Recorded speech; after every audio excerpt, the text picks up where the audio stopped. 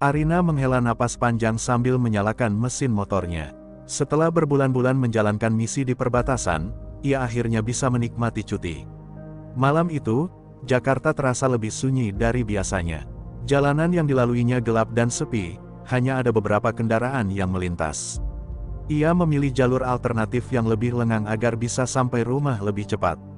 Namun, di sebuah tikungan, cahaya senter tiba-tiba berkedip dari pinggir jalan, memaksanya menepi. Seorang polisi lalu lintas berdiri di depan motornya, menyorotkan senter ke wajahnya.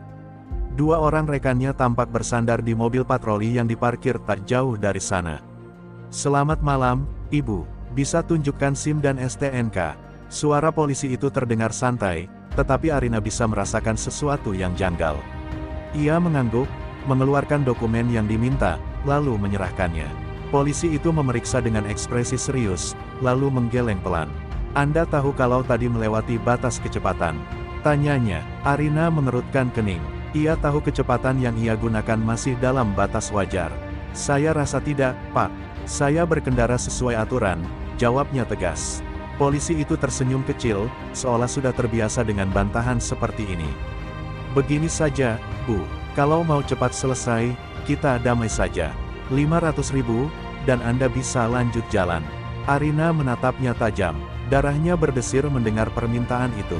Selama ini, ia sudah sering mendengar cerita tentang pungli yang dilakukan oknum polisi, tetapi mengalaminya sendiri membuatnya muak.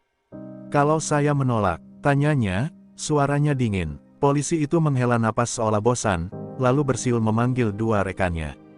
Salah satu dari mereka mendekat, menepuk bahu Arina dengan santai. "Kalau menolak, kami bisa buat urusan ini lebih panjang.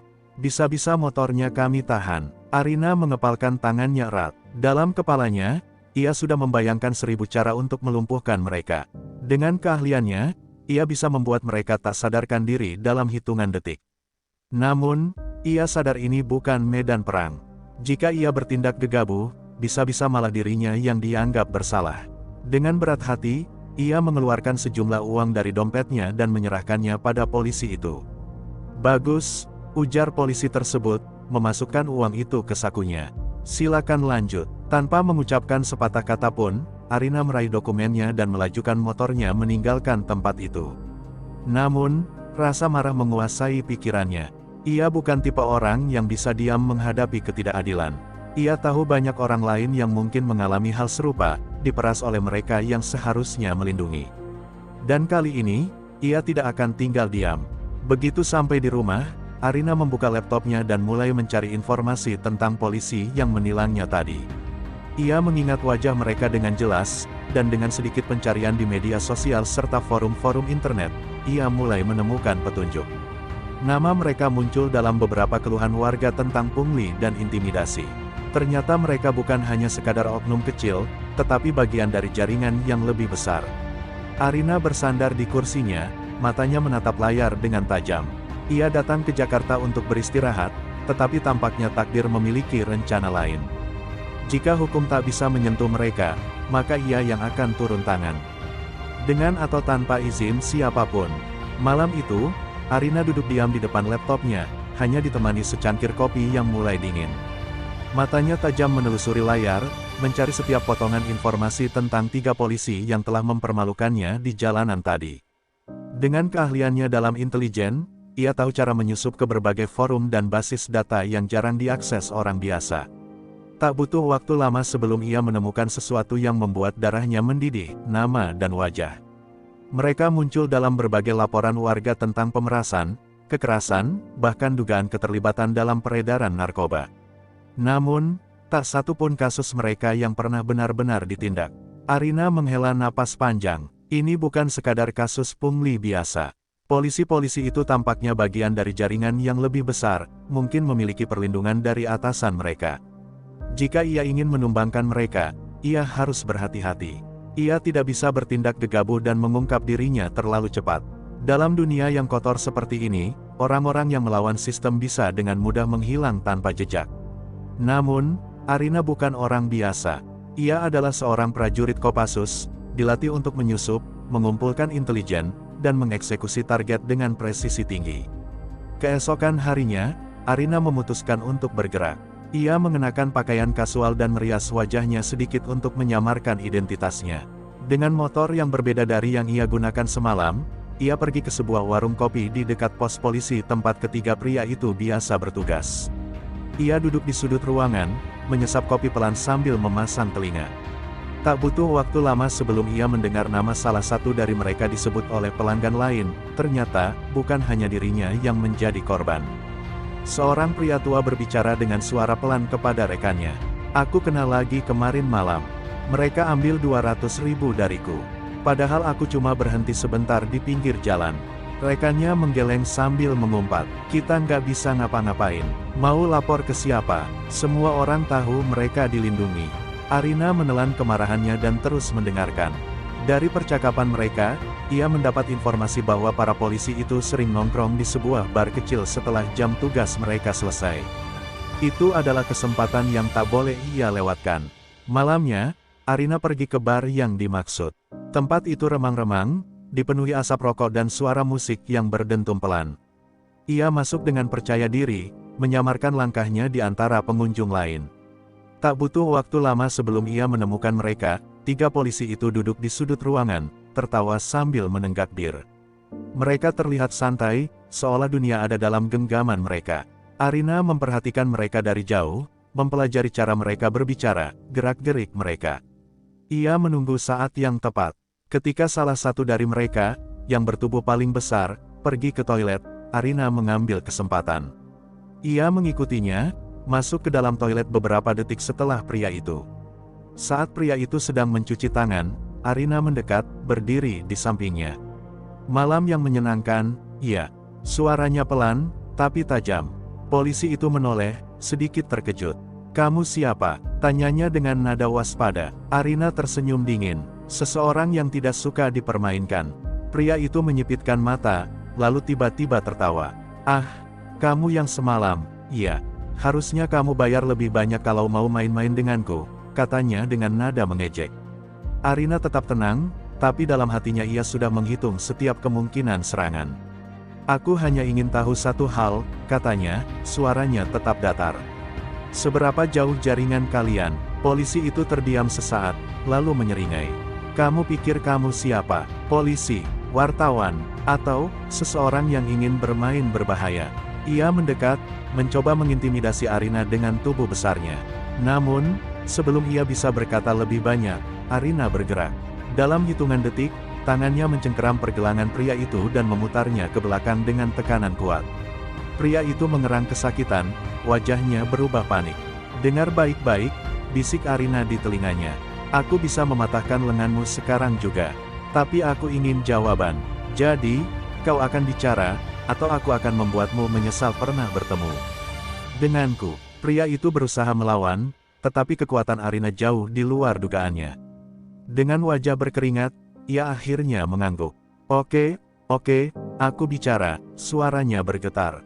Arina tersenyum dingin. Ini baru permulaan. Arina menekan lebih kuat pergelangan pria itu, membuatnya mengerang kesakitan. Siapa yang melindungi kalian? Bisiknya tajam. Pria itu berkeringat, matanya liar mencari jalan keluar. Kami hanya menjalankan perintah, desisnya. Dari siapa? Arina mempererat cengkeramannya, dan pria itu hampir berteriak. Letnan Surya, dia yang mengatur semuanya. Dia punya koneksi di atas, jadi nggak ada yang bisa menyentuh kami. Mata Arina menyipit. Nama itu ia kenal. Letnan Surya adalah seorang perwira polisi yang terkenal bersih di media, tapi jika dia benar-benar dalang di balik jaringan ini, maka citranya hanyalah kebohongan belaka. Di mana aku bisa menemukannya? Tuntut Arina. Pria itu terengah-engah, tapi sebelum ia bisa menjawab, pintu toilet tiba-tiba terbuka. Salah satu rekannya masuk, mata mereka langsung bertemu. Brengsek, polisi itu segera meraih senjata di pinggangnya, tetapi Arina lebih cepat. Ia melepaskan cengkeramannya pada pria pertama dan menendangnya ke belakang, tepat mengenai rekannya yang baru masuk. Keduanya terjatuh menabrak wastafel. Tanpa membuang waktu, Arina melompat keluar toilet dan berbaur dengan keramaian bar sebelum mereka bisa bangkit dan mengejarnya. Keluar dari bar, Arina berjalan cepat menuju motornya. Ia bisa merasakan jantungnya berdetak kencang, bukan karena takut, tetapi karena adrenalin yang memompa dalam dirinya. Kini ia tahu bahwa yang ia hadapi bukan sekadar polisi jalanan korup, tetapi jaringan yang lebih besar, dengan perlindungan dari dalam institusi kepolisian itu sendiri. Jika ia ingin menumbangkan mereka, ia harus bergerak dengan lebih hati-hati, dan lebih kejam. Malam itu, Arina tidak langsung pulang. Ia pergi ke sebuah tempat latihan militer yang sudah lama terbengkalai, tempat ia dan rekan-rekannya dulu sering berlatih dalam misi khusus. Ia butuh melepaskan energi, menenangkan pikirannya. Ia mengeluarkan pisau tempurnya, menggoreskan bilah tajam itu ke kayu-kayu bekas latihan. Dalam pikirannya, ia membayangkan wajah Letnan Surya dan para polisi korup itu. Mereka bukan hanya pelaku pemerasan, tetapi parasit yang menggerogoti keadilan dari dalam. Dan Arina tidak akan membiarkan mereka lolos. 2 hari berlalu sejak insiden di bar, dan Arina menghabiskan waktunya untuk mengamati pergerakan Letnan Surya. Dengan penyamaran sederhana, ia mengikuti pria itu dari jauh. Ia menemukan bahwa Surya sering mengunjungi sebuah rumah mewah di pinggiran kota, tempat beberapa pejabat dan pengusaha bayangan juga terlihat keluar masuk. Arina yakin disitulah pusat kendali jaringan ini. Malam itu, ia bersiap. Dengan pakaian serba hitam, ia menyelinap ke dekat rumah tersebut, bersembunyi di bayang-bayang. Ia tidak membawa senjata api, itu terlalu berisiko, tetapi ia punya pisau, refleks, dan keahliannya dalam membunuh tanpa suara. Saat salah satu anak buah Surya keluar untuk merokok di dekat gerbang belakang, Arina bergerak cepat. Ia membungkam pria itu dengan cekikan kuat, lalu menyeretnya ke kegelapan. Arina berbisik di telinganya sebelum pria itu kehilangan kesadaran, "Satu persatu, kalian akan jatuh." Lalu ia menghilang dalam malam, meninggalkan tubuh tak sadar itu sebagai peringatan. Ini baru permulaan dari pembalasannya. Arina berdiri di atas gedung kosong tak jauh dari rumah mewah yang sering dikunjungi Letnan Surya. Dari ketinggian, ia bisa melihat gerbang besar dengan penjagaan ketat. Kamera keamanan terpasang di beberapa sudut, dan beberapa pria berbadan kekar yang jelas bukan polisi biasa mondar-mandir dengan sikap waspada. Ini bukan sekadar rumah pribadi, ini adalah markas operasi mereka. Jika ia ingin membongkar jaringan ini, ia harus masuk dan mencari bukti konkret. Ia menunggu hingga lewat tengah malam, saat penjagaan mulai berkurang. Dengan sigap, ia bergerak turun dari gedung, menyelinap di balik bayangan hingga mencapai pagar samping rumah. Dengan keahliannya, ia memanjat pagar tanpa suara dan mendarat mulus di halaman belakang. Di depannya, sebuah jendela kecil terbuka sedikit, jalan masuk yang sempurna. Dengan hati-hati, ia menyusup ke dalam. Di dalam, rumah itu terasa lebih seperti markas operasi daripada tempat tinggal. Ada beberapa layar monitor yang menampilkan rekaman CCTV dari berbagai titik kota, tumpukan uang dalam koper, dan peta-peta dengan tanda merah yang tak jelas artinya. Arina menahan napas saat mendengar suara langkah kaki mendekat. Ia bergegas bersembunyi di balik lemari besar saat 2 pria masuk ke ruangan. "Kita harus lebih hati-hati," kata salah satu dari mereka. "Bos bilang ada orang yang mulai mengusik bisnis kita. Siapapun dia, kita harus menemukannya sebelum dia membuat masalah." Arina tersenyum tipis dalam kegelapan. Mereka sudah mulai merasa terancam, dan itu berarti rencananya berjalan dengan baik. Saat kedua pria itu pergi, ia segera bergerak menuju meja kerja yang tampak lebih rapi dari yang lain. Ada sebuah laptop di sana, terkunci dengan kata sandi. Arina mengambil flash drive dari sakunya dan menyambungkannya ke laptop itu. Perangkat kecil itu mulai bekerja, meretas sistem untuk menyalin file-file penting. Tiba-tiba, suara bip halus terdengar dari laptop, sinyal bahwa seseorang dari luar mencoba mengakses sistem secara remote. Arina segera mencabut flash drive-nya dan menyelipkannya ke dalam saku sebelum alarm berbunyi di seluruh rumah. "Sial," desisnya. Langkah kaki terdengar mendekat dengan cepat. Ia hanya punya beberapa detik untuk keluar dari sana sebelum tempat itu berubah menjadi perangkap. Arina berlari ke jendela tempat ia masuk tadi, tetapi seorang pria besar muncul di hadapannya, menghadang jalan keluar. "Kamu bukan tamu yang diundang," katanya sambil menarik pistol dari pinggangnya. Namun, sebelum ia sempat mengarahkannya, Arina bergerak lebih cepat. Ia menendang tangannya ke atas, membuat pistol itu terlempar sebelum menabrak wajah pria itu dengan siku. Pria itu jatuh tersungkur, pingsan seketika. Tanpa membuang waktu, Arina melompat keluar dan berlari ke arah pagar. Dari dalam rumah, terdengar teriakan dan suara tembakan. Beberapa penjaga mulai mengejarnya, tetapi Arina sudah lebih dulu mencapai jalanan gelap. Ia menghilang ke dalam bayang-bayang malam, membawa sesuatu yang lebih berharga dari sekadar nyawa para kriminal itu, bukti yang bisa menghancurkan mereka semua. Arina mengendarai motornya dengan kecepatan tinggi, meninggalkan rumah mewah itu sejauh mungkin. Di kaca spion, ia bisa melihat dua mobil hitam membuntutinya. Mereka pasti telah mengetahui keberadaannya dan tidak akan membiarkannya pergi begitu saja. Ia menggigit bibirnya, berusaha tetap fokus. Ini bukan sekadar pengejaran biasa, ini adalah perburuan. Dengan sigap, ia membelok tajam ke gang sempit di antara bangunan tua. Mobil-mobil besar itu tidak bisa mengejarnya di jalan sepadat ini. Namun, mereka tidak menyerah. Dari belakang, Arina mendengar suara motor lain menyusul. Dua pria bersenjata mengendarai motor sport, jelas dikirim untuk menangkap atau membunuhnya. Ia mengutuk dalam hati, mereka jauh lebih terlatih daripada yang ia duga. Salah satu pria itu mengangkat pistol dan melepaskan tembakan ke arah Arina. Dengan refleks cepat, ia menunduk, membiarkan peluru hanya mengenai spion motornya. Arina harus berpikir cepat. Ia melihat sebuah jembatan kecil di depan, dengan jalan setapak di bawahnya. Dengan perhitungan matang, ia menarik tuas rem tangan dan mengayunkan motornya ke samping. Dalam satu gerakan mulus, ia melompat dari motor, membiarkannya meluncur ke depan dan menghantam salah satu pengejarnya. Tubuh pria itu terpental ke jalan, sementara motor Arina jatuh ke jurang kecil di bawah jembatan. Arina sendiri sudah lebih dulu menyelinap ke bayangan, menahan napas saat pria kedua berhenti dan mencari-cari di sekitar. Dia nggak mungkin jauh. Cari di sekitar sini, teriaknya ke radio komunikasi. Arina menempel di dinding bangunan tua, mendengar suara langkah mereka yang semakin mendekat. Ia tahu ia tidak bisa berlama-lama di sini. Dengan hati-hati, ia bergerak ke belakang gedung, menyelinap ke gang-gang sempit yang hanya bisa dilalui pejalan kaki. Hujan mulai turun, membuat langkah kakinya semakin sulit dilacak. Ia tahu satu hal, mereka tidak akan berhenti sampai ia ditemukan. Beberapa jam kemudian, Arina tiba di sebuah apartemen kecil yang telah ia sewa sejak awal penyelidikannya. Ia menutup semua tirai, memeriksa setiap sudut ruangan, memastikan tidak ada alat pelacak yang menempel pada dirinya. Setelah yakin aman, ia duduk di depan laptopnya dan memasukkan flash drive yang ia ambil dari markas musuh. Deretan file mulai terbuka di layar. Nama-nama, transaksi keuangan, bukti pembayaran suap, semuanya ada di sini. Mata Arina menyipit saat melihat satu nama yang tidak ia duga, Letnan Surya menerima dana dari seseorang di pemerintahan. Ini lebih besar dari yang ia kira. Jika ada politisi yang terlibat, maka musuhnya jauh lebih berbahaya daripada hanya sekadar polisi korup. Arina menghela napas dalam. Kini ia tak hanya menjadi pemburu, tetapi juga buruan. Tapi ia tidak akan mundur. Perang ini baru saja dimulai.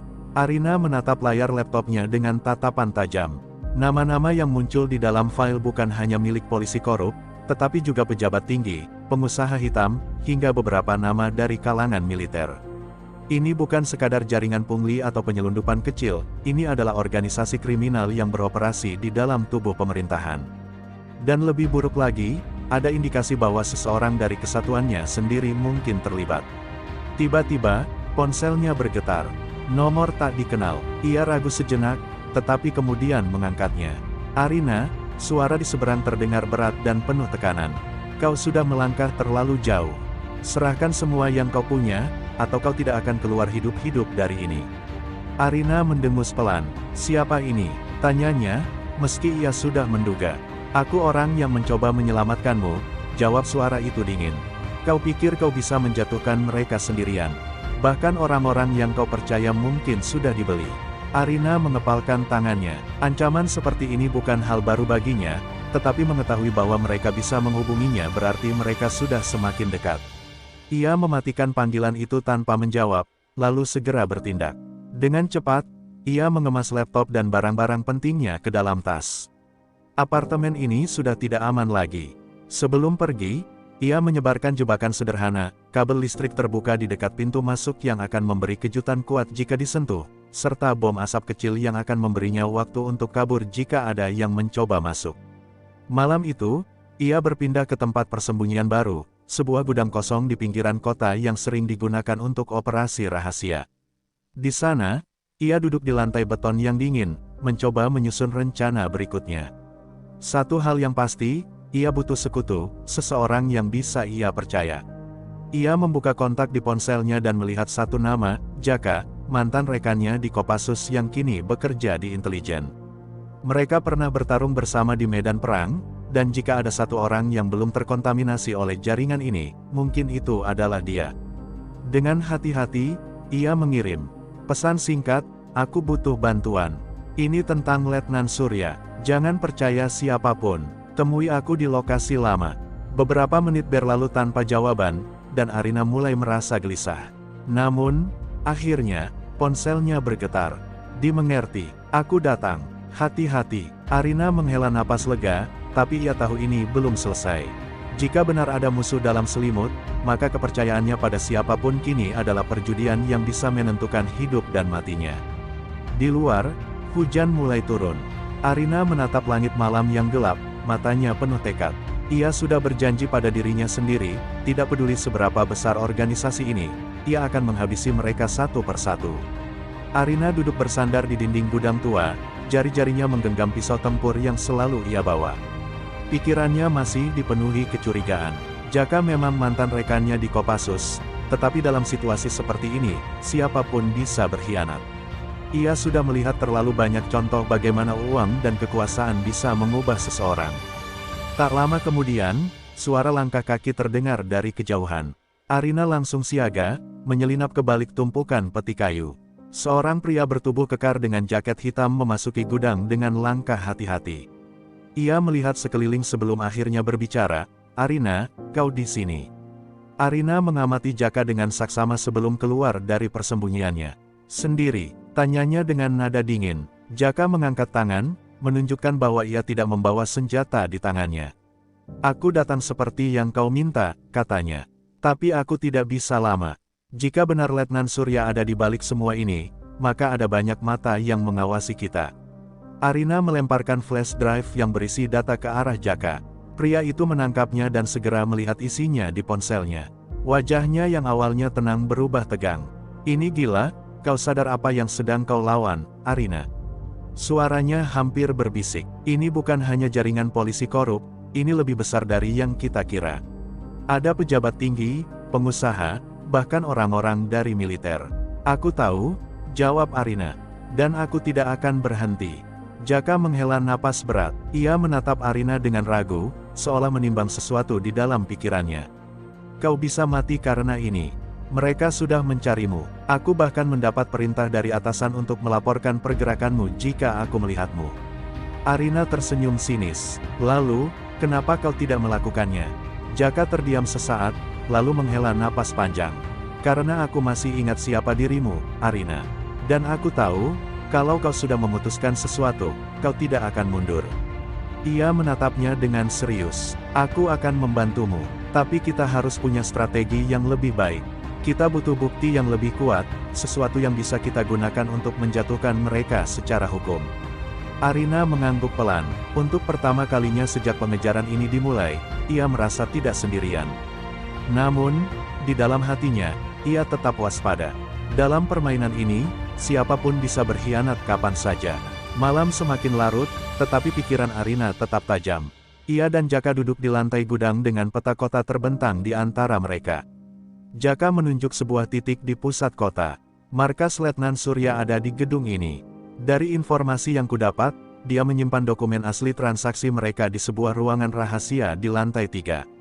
Jika kita bisa mendapatkannya, kita bisa menjatuhkan mereka dengan bukti yang tak terbantahkan." Arina menatap peta itu dengan serius. "Keamanan di sana?" tanyanya. "Ketat," jawab Jaka. "Penjaga bersenjata, kamera pengawas, dan hanya orang-orang tertentu yang bisa masuk ke lantai 3. Kita tidak bisa menyerang secara frontal. Kita butuh penyamaran." Arina mengangguk. Ia lalu membuka tas kecilnya dan mengeluarkan perangkat elektronik kecil. "Aku bisa mengganggu sinyal kamera selama beberapa menit. Cukup untuk kita menyelinap masuk tanpa terdeteksi." Jaka tersenyum tipis. "Itu akan membantu, tapi kita tetap harus waspada. Jika ketahuan, kita tidak akan keluar hidup-hidup."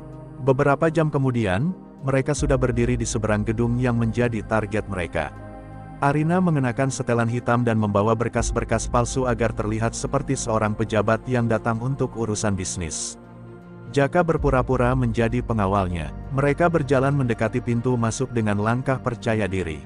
Seorang penjaga menghentikan mereka. "Ada keperluan apa?" tanyanya curiga. Arina menyerahkan dokumen palsunya dengan ekspresi tenang. "Aku ada janji dengan Letnan Surya. Dia pasti sudah diberitahu." Penjaga itu membaca berkas itu sebentar, lalu berbicara lewat radio di bahunya. Beberapa detik kemudian, ia mengangguk. "Silakan masuk." Arina dan Jaka bertukar pandang sekilas sebelum melangkah masuk. Mereka telah melewati rintangan pertama.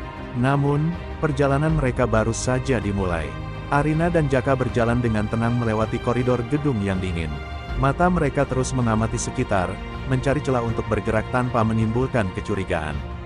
Di dalam, gedung ini terasa lebih seperti benteng daripada kantor biasa. Beberapa pria bersenjata ringan terlihat berjaga di sudut-sudut ruangan, sementara kamera keamanan berputar mengawasi setiap pergerakan. Mereka menaiki lift menuju lantai 3, tempat dokumen rahasia yang mereka cari disimpan. Begitu pintu terbuka, Jaka melirik jam tangannya, memberi isyarat bahwa sinyal gangguan yang dibuat Arina hanya akan bertahan 3 menit. Tanpa membuang waktu, mereka berjalan cepat melewati lorong, menuju ruangan yang ditunjukkan dalam peta sebelumnya. Saat mereka tiba di depan pintu besi dengan keypad elektronik, Arina segera mengeluarkan perangkat kecilnya. Dengan beberapa ketukan cepat, ia mulai meretas sistem keamanan.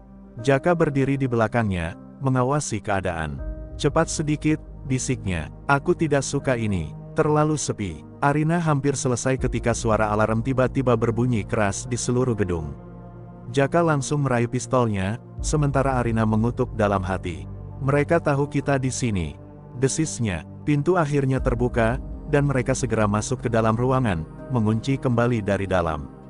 Di dalam, mereka menemukan lemari besi besar yang sudah diduga berisi dokumen penting. Arina bergegas mendekat, sementara Jaka menempelkan telinganya ke pintu, mendengar suara langkah kaki yang semakin mendekat. "Kita terjebak," katanya. Arina tak mau menyerah begitu saja. Ia mengeluarkan bahan peledak kecil dari tasnya dan memasangnya di engsel lemari besi. 3, 2, 1, sebuah ledakan kecil terdengar, dan pintu lemari besi terbuka. Di dalamnya, terdapat tumpukan berkas, hard drive, dan beberapa amplop berisi uang tunai. Namun, sebelum mereka sempat mengambil semuanya, suara langkah kaki terdengar tepat di luar pintu. Tiba-tiba, suara di interkom gedung bergema. "Arina, kau akhirnya datang juga." Itu suara Letnan Surya, terdengar penuh kemenangan. "Aku sudah menunggumu." Jaka dan Arina saling berpandangan. Mereka telah masuk ke dalam perangkap. Kini, tidak ada pilihan lain selain bertarung untuk keluar dari tempat ini, atau mati di dalamnya. Arina dan Jaka berdiri di tengah ruangan dengan napas tertahan. Di luar, suara langkah kaki semakin mendekat, diiringi deretan senapan yang siap menembak. Interkom kembali berbunyi, suara Letnan Surya terdengar lebih tenang, bahkan penuh ejekan. "Kau pikir bisa masuk ke sarangku dan keluar hidup-hidup, Arina?" Arina melempar sekilas pandang ke Jaka, memberi isyarat untuk bersiap. Ia meraih beberapa dokumen dan hard drive dari lemari besi, menyelipkannya ke dalam tas. "Aku tidak berencana mati di sini," gumamnya pelan. Jaka mengangguk, tangannya sudah menggenggam pistol dengan erat. Tiba-tiba, suara dentuman keras terdengar, pintu ruangan itu dihantam dengan sesuatu yang berat. Sekali lagi, mereka hanya punya beberapa detik sebelum pasukan Surya masuk. Arina dengan cepat menyiapkan granat asap dari rompinya. Begitu mereka masuk, "Kita keluar lewat jendela," katanya sambil menunjuk kaca besar di sisi ruangan. Pintu akhirnya jebol, dan beberapa pria bersenjata langsung menyerbu masuk. Namun, sebelum mereka sempat menembak, Arina melempar granat asap ke tengah ruangan. Asap putih pekat langsung memenuhi udara, membutakan semua orang di dalam. Tanpa ragu, Arina dan Jaka berlari menuju jendela. Dengan satu tembakan presisi, Jaka menghancurkan kaca, dan keduanya melompat keluar ke balkon kecil di luar. Dari belakang, terdengar suara tembakan membabi buta menembus asap. Beberapa peluru hampir mengenai mereka, tetapi Arina dan Jaka bergerak cepat, berlari di sepanjang tepi bangunan sebelum melompat ke atap gedung yang lebih rendah. Alarm berbunyi di seluruh kompleks, menandakan seluruh pasukan Letnan Surya sedang dalam perburuan mereka. Jaka meraih radio kecil dari sakunya dan berbicara cepat. "Tim, kami butuh penjemputan. Lokasi, Sektor 4, titik ekstraksi darurat." Arina menatapnya kaget. Kau bawa backup? Jaka tersenyum miring. Aku bilang aku di pihakmu, bukan? Tak lama, suara helikopter terdengar di kejauhan. Dari balik gedung, sebuah helikopter hitam muncul, dengan seorang pilot yang memberi isyarat agar mereka segera naik. Namun, di bawah, pasukan Letnan Surya mulai mengepung, menodongkan senjata ke arah mereka. Arina menatap ke bawah, lalu ke helikopter yang semakin mendekat. Kita lompat, tanyanya. Jaka tertawa kecil. Kita lompat. Tanpa ragu, mereka berdua melompat dari atap tepat saat tembakan kembali menghujani mereka. Tangan mereka meraih tali yang dijatuhkan dari helikopter, dan dalam hitungan detik, mereka terangkat ke udara, meninggalkan Letnan Surya yang hanya bisa menatap dengan marah dari bawah. Misi mereka belum selesai, tetapi malam ini, mereka telah menang. Bukti ada di tangan mereka, dan perang melawan korupsi baru saja dimulai.